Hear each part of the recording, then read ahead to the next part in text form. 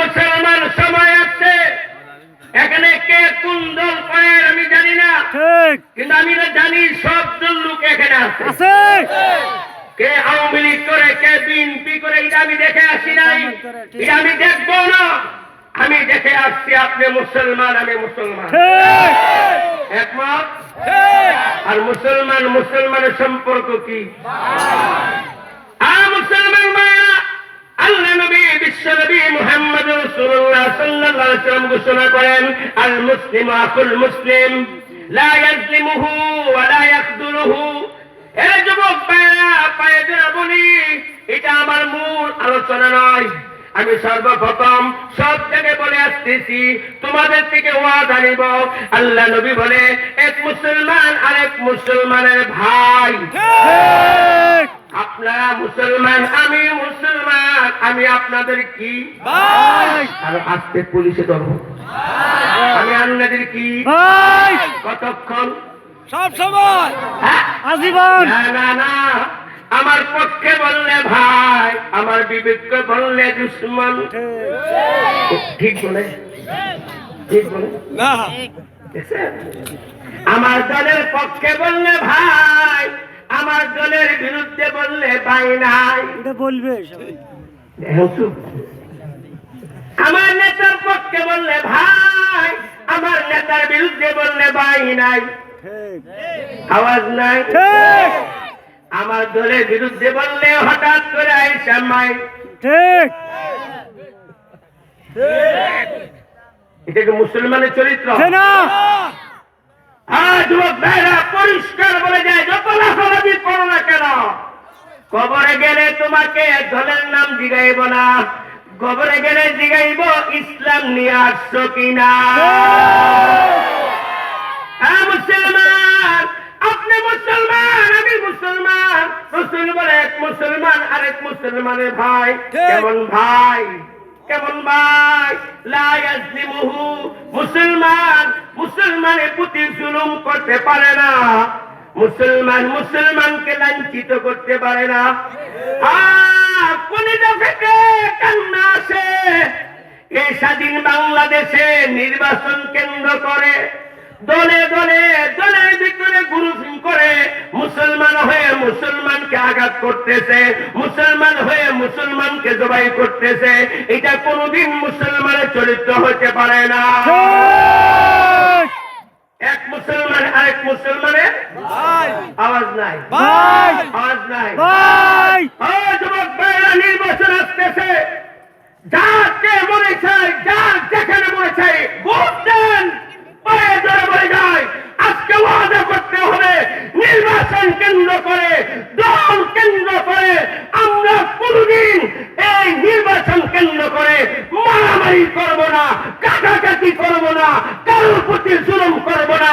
মুসলমান আমার দলের হোক আমার ভাই, মুসলমান অন্য দলের হোক আমার ভাই, মুসলমান আমার গ্রামের হোক আমার ভাই, মুসলমান অন্য গ্রামের হোক আমার ভাই, আমার ভাই। আমরা কি এই ওয়াদা করতে পারবো?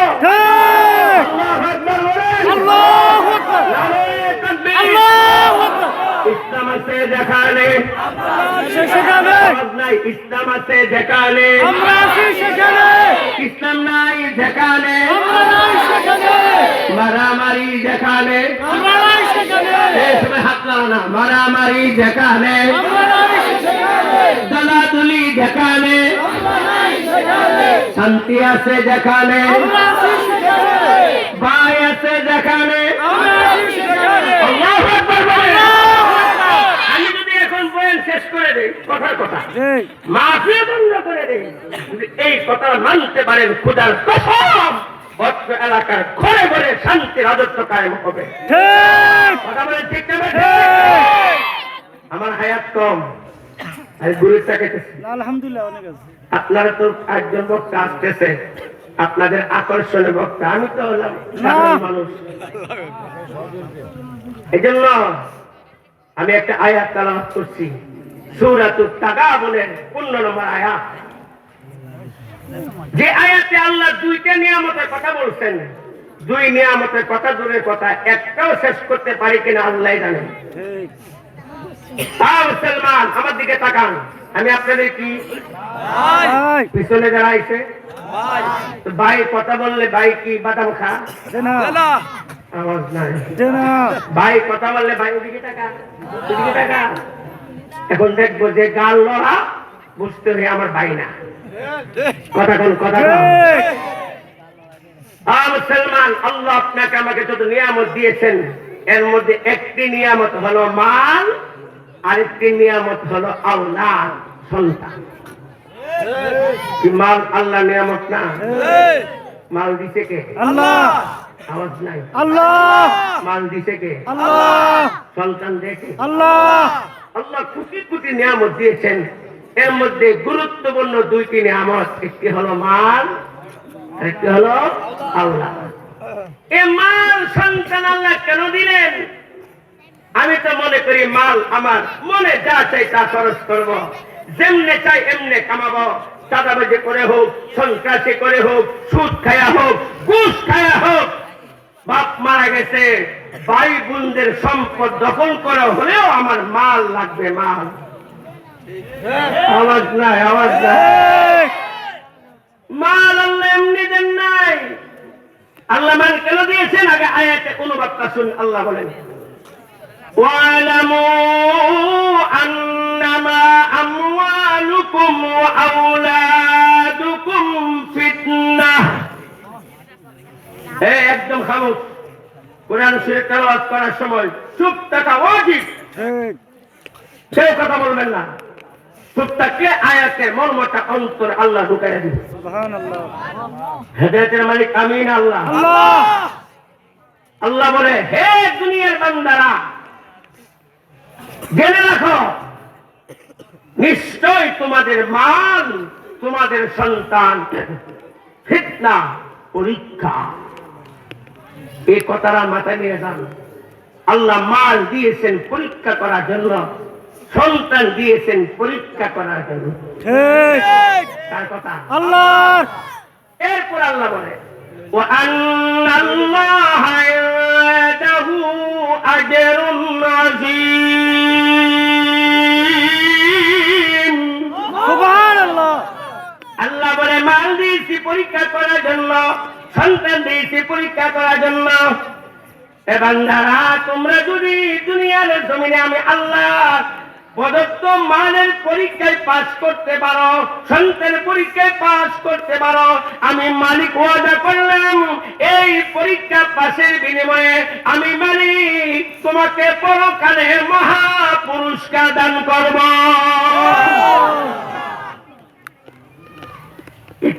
কিন্তু আয়াতে আল্লাহ দুইটা বিষয়ের কথা বলছেন। আমি প্রথমে একটু চার্জ দিয়া যাই। এক নাম্বার হলো মা, এক নাম্বার কি? কেউ রাগ করবেন না। আজকে গোটা দুনিয়াতে ব্যক্তি জীবন থেকে শুরু করে রাষ্ট্র জীবন পর্যন্ত যত মারামারি কাটাকাটি মাল আর সন্তানের কারণে, তৃতীয় কোনো কারণ নাই। প্রশ্ন করতে পারে, হুজুর আপনি মালের কথা বললেন, আমরা দেখি ক্ষমতা জন্য মারামারি লাগে। এটা ক্ষমতা আসল না, আসলে হলো মাল। কথা বলা ক্ষমতা আসল না, আসল মাল। কেউ রাগ করবেন না। যদি ক্ষমতা আসল হয়তো একটা এমপির বেতন মাসিক সর্বোচ্চ 1 লক্ষ টাকা হতে পারে। 12 মাসে 12 লাখ, 5 বছর ক্ষমতায় 60 লক্ষ টাকা তার বেতন হতে পারে। এই 60 লক্ষ টাকার বাহিরে রাষ্ট্র থেকে একটা পয়সা পকেটে ঢুকানো হালাল নয়, হারাম। যে এমপি 5 বছর এমপি করে 60 লক্ষ টাকা পাবে বেতন, ওই এমপি নমিনেশন নেওয়ার জন্য, দল থেকে টিকিট নেওয়ার জন্য কমপক্ষে 200 কোটি লাগে। আওয়াজ দিবেন না। এটা বাংলাদেশে না, এটা ইন্ডিয়াতে না, বাংলাদেশে ফেরেস্তা।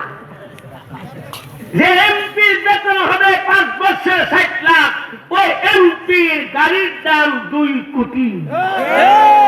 আওয়াজ নাই, মাত্র 2 কোটি। এমপির পিএস এর বাড়ি হলো 5টা, কয়টা? পাঁচটা। তো বুঝতে গেল ক্ষমতা মাস্টার নয়, যে বিজনেস। ঠিক। এটা কি বিজনেস। ক্ষমতা দেওয়ার আগে 5 কোটি 10 কোটি বিনিয়োগ করবে, পুঁজি লাগাবে, আর 5 বছর যা আসবে ঠিক। কথা কনা কথা কনা। ঠিক। এই জন্য এদেশে কোন আলেম থাকে না, যত সরকার আছে আলেমরা থাকে, কারণ আলেমরা জনগণের সম্পদ নিয়ে মাদ্রাসায় এতিম মিসকিনদের লালন পালন করে। আলেমরা এই দেশের জনগণের সম্পদ নিয়ে আমেরিকা লন্ডনে বেগম পাড়া বাড়ি করে না। এই জন্য যত সরকার পরিবর্তন হয় আলেমরা দেশ থেকে পলায়ন করে না। আর এই দেশে চলতেছে এক সরকার ক্ষমতা আসলে আরেক সরকারের সব আউট। কথা বলা কথা অনেক দূরে চলে গেছে। এই জন্য মাল যুবক ভাইরা, পকেটের টাকা হলি মন মতো খরচ করা যাবে না। ও মুসলমান, মাল আমি আপনি অর্জন করতে পারি না, টাকা পয়সা আমি আপনি অর্জন করতে পারি না। আল্লাহ রাব্বুল আমিন যাকে চান তাকে মাল দিয়ে পরীক্ষা করেন, অর্থ দিয়ে পরীক্ষা করেন।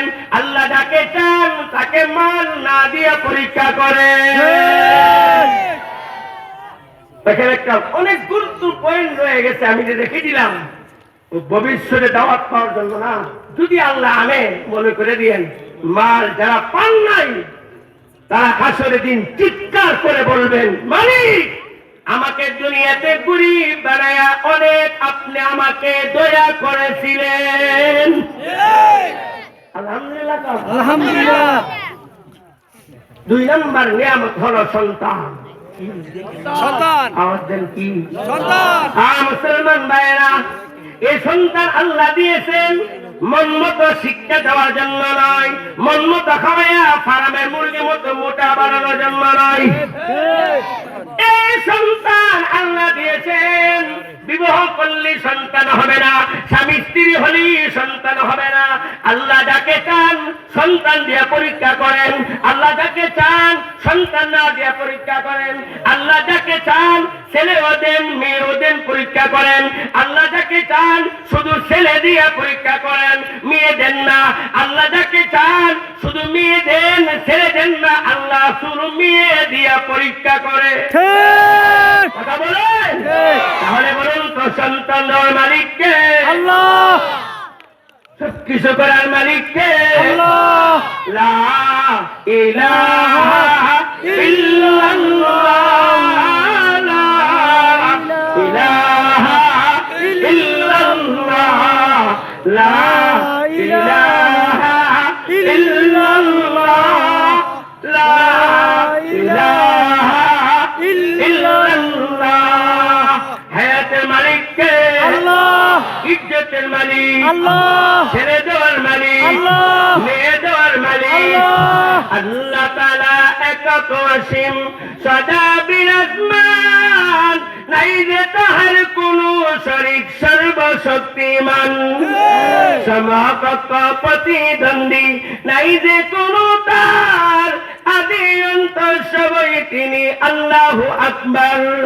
কাউকে তিনি বানান গরিব, কাউকে বানান ধনী, কাউকে বানান পথের ফকির, কাউকে বানান রানী, সুস্থ সবল কাউকে বানান রোগী, শান্ত সুবাস কাউকে বানান রাগী। চিৎকার করে বলুন সবকিছু করার মালিককে?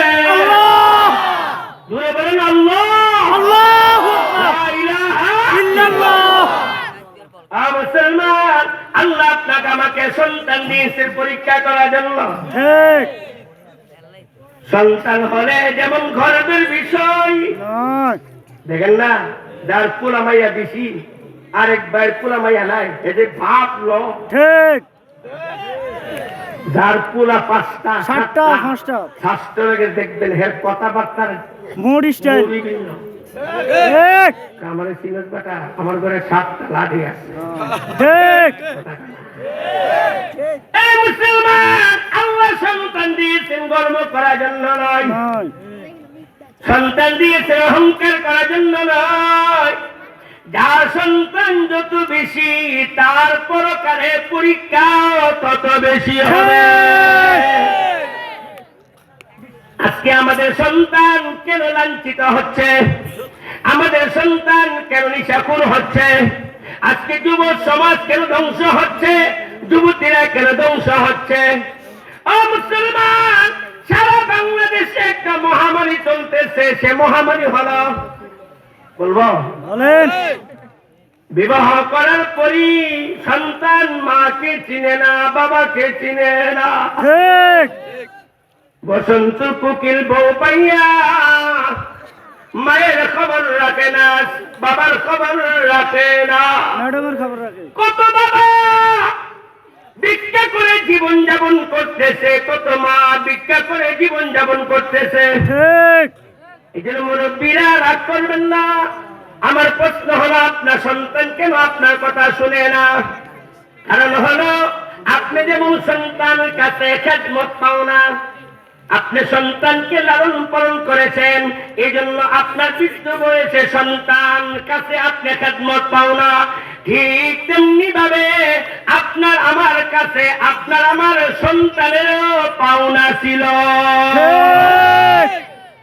যে মা বাবা সন্তানের পাওনা আদায় করতে পারবে না, ওই সন্তান বড় হইয়া মাতা পিতার হক আদায় করবে না। এই যুবক রে, এদিকে তাকাও, ক্যাবলা ঘুরাইবে না। হুজুর আসছে, সময় মতো আসবে। আমি বয়ান চালাবো, দে সালাম। ক্যাবলা ঘুরানকে, এদিকে তাকান। সব বলতে পারবো না। আমি কোরআন হাদিস গবেষণা করে পাইছি, দুনিয়ার মা বাপের কাছে সন্তানের কম পক্ষে 20টা হক। ঠিক। ঠিক তো কইছেন, জানেন একটা? জি ইনশাআল্লাহ। আমরা বানিয়ে নিছি সন্তানের হক। 1 নম্বর আমরা মনে করি আমার সন্তানের হক হলো 1 নম্বর ভালো করে খাওয়ানো। ঠিক। ল্যাকটোজেন 1, 2, 3, 3, 4, কথা তো না, ঠিক। কত কিছু। 2 নম্বর আমরা দেখতে বানিয়ে নিয়েছি আমার সন্তানকে দামি দামি কাপড় পরাইতে হবে। ঠিক। 3 নম্বর দায়িত্ব নিয়েছি সন্তান অসুস্থ হলে চিকিৎসা করতে হবে। 4 নম্বর দায়িত্ব নিয়েছি সন্তানকে উঁচু শিক্ষায় শিক্ষিত করতে হবে। ঠিক। কিরে ভাই, আপনারা কেউ দিয়ে তাকান, আমি বয়ান শেষ করে দিয়ে এই যে তাকান। এই দেখেন, এখনো দেখেন। আফসোস, কোরআনের গুরুত্ব কম। দে না। হ্যাঁ? কেন আপনারা গান না? আমি কেলাসের মতো কথা বলি, সারা রাত পুলিশে। আমি দাঁড়ায় কথা বলে আমার কষ্ট লাগে না? জি। বসেন। মেরে ভাই খেয়াল করেন, কথা এলো মনে হয় না। সন্তানের মা বাবার প্রতি সন্তানের 20টা পাওনা আছে। ঠিক। ওটা 20টা। আমরা মনে করি ইজি করে যে কথা বললাম, ওনারা খাওয়াইছি, ভালো কাপড় পরাইছি, আর উচ্চ শিক্ষা শিক্ষিত করছি, বাস আমার দায়িত্ব শেষ। বিয়া সিঁড়ি করাইয়া একটা বাড়ি বানাই দিছি, আমার দায়িত্বটা শেষ। খুদার কসম, কাল হাসরের ময়দানে দুনিয়ার কোন মা বাপকে আল্লাহ জিজ্ঞাসা করবে না তোমার সন্তানকে স্পেশাল কেন খাওয়াইলা না, তোমার সন্তান খাওয়াইয়া কেন মোটা করলা না। আল্লাহ কাউকে জিজ্ঞাসা করবে না তোমার সন্তানকে দামি দামি কাপড় কেন পরাইলা না। আল্লাহ কাউকে জিজ্ঞাসা করবে না তোমার সন্তানকে ডাক্তার, ইঞ্জিনিয়ার, উকিল, ব্যারিস্টার কেন বানাও নাই। আল্লাহ জিজ্ঞাসা করবে না তোমার সন্তানের জন্য স্পেশাল বাসস্থানের ব্যবস্থা কেন করো নাই। মেরে ভাই, আল্লাহ কাউকে জিজ্ঞাসা করবে না। আল্লাহ জিজ্ঞাসা করবে, দুনিয়ার সমস্ত মাতা পিতাকে জিজ্ঞাসা করবে, তোমাকে 2টা ছেলে দিয়েছিলাম, 2টা মেয়ে দিয়েছিলাম, তোমাকে সন্তান দিয়েছিলাম, এ সন্তান আমি আল্লাহর পক্ষ থেকে আমানত ছিল। অমুক বান্দা সারা জীবন কান্না করেছে, আমি তাকে একটা সন্তানও দেই নাই। অমুকে ছেলের জন্য সারা জীবন কান্না করেছে, আমি মালিক তাকে ছেলে দেই নাই, শুধু মেয়ে দিয়েছি। তোমাকে ছেলেও দিলাম, মেয়েও দিলাম। বড় বান্দা, আমার তোমার সন্তানদেরকে দ্বীন ইসলাম কি পরিমাণ শিক্ষা দিয়ে ঠিক। ঘুমাই গেছেন আপনারা? দে না। আমি সব বলতে পারবো না, শুরু একটা বলি। এই 20টি হকের মধ্যে 1 নম্বর দুনিয়া সকল বাবার কাছে, মায়ের কাছে না। এখানে যুবকরা বেশি, অনেকে বিয়া শাদী করে নাই, এই জন্য পয়েন্টটা বলতেছি। দুনিয়ার ভালো করে শুনেন, না বুঝবেন না, পেশ লাগবো। যে বলেন। দুনিয়ার সমস্ত বাবার কাছে বাবা বাবা বাবা, বুঝেন না? হে বাবা। বাবার কাছে, আব্বার কাছে, পিতার কাছে তার সন্তানের একটা পাওনা আছে, বাবার বিবাহের আগে। ঠিক করে বুঝলে তো আমার প্রশ্ন করছেন, বুঝে আনলে যে চিন্তা করি আমি বিয়ে করি না, আমার পুরা পরে কোনো খবরই নাই, হে আমার কাছে পাও না। হ্যাঁ অবশ্যই। মনে রাখবা, বীজ যেমন হবে ফল তেমন হবে। সন্তান ভালো হওয়ার পিছনে আর খারাপ হওয়ার পিছনে 100 ভাগের 90 ভাগ ভূমিকা হলো মায়ের। মা যেমন হবে সন্তান তেমন হবে। এই জন্য দুনিয়ার সমস্ত সন্তান বাবার কাছে পাওনা হলো সুসন্তান বানানোর জন্য, সন্তানকে নেককার বানানোর জন্য, সন্তানকে চরিত্রবান বানানোর জন্য, সন্তানকে আল্লাহওয়ালা বানানোর জন্য। দুনিয়ার সমস্ত সন্তানের পক্ষ থেকে বাবার কাছে একটা পাওনা হলো বাবা যেন নেককার দিনদার একজন মায়ের ব্যবস্থা করে।